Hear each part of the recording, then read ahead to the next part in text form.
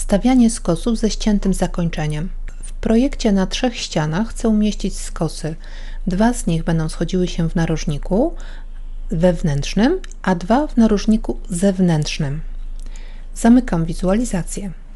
Wybieram ściany, następnie przełączam się na skosy. Wskazuję pierwszą ścianę. Domyślnie skos jest umieszczony od narożnika ściany z lewej strony do narożnika ze strony prawej. Wysokość ścianki kolankowej jest ustawiona na 1,40 m i tak zostawię. Natomiast zmienię wysunięcie skosu B na 1000.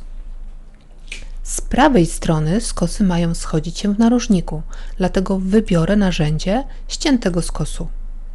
Wstawiam skos. Przywołuję funkcję prawym przyciskiem myszy, wskazuję kolejną ścianę.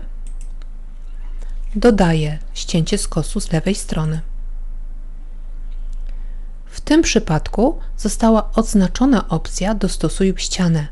Jeżeli tą opcję będziemy mieli zaznaczoną, ściana pod skosem zostanie docięta do wysokości ścianki kolankowej.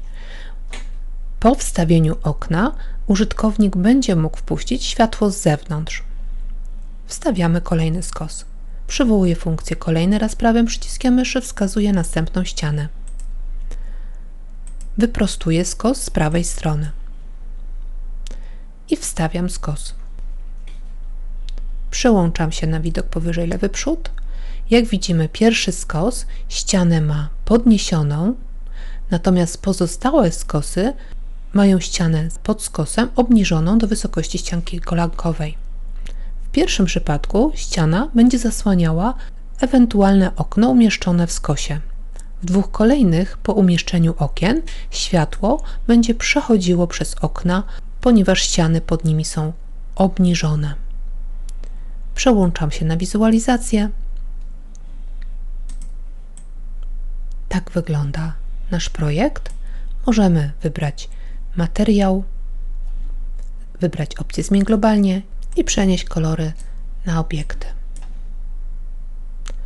Dziękuję za uwagę.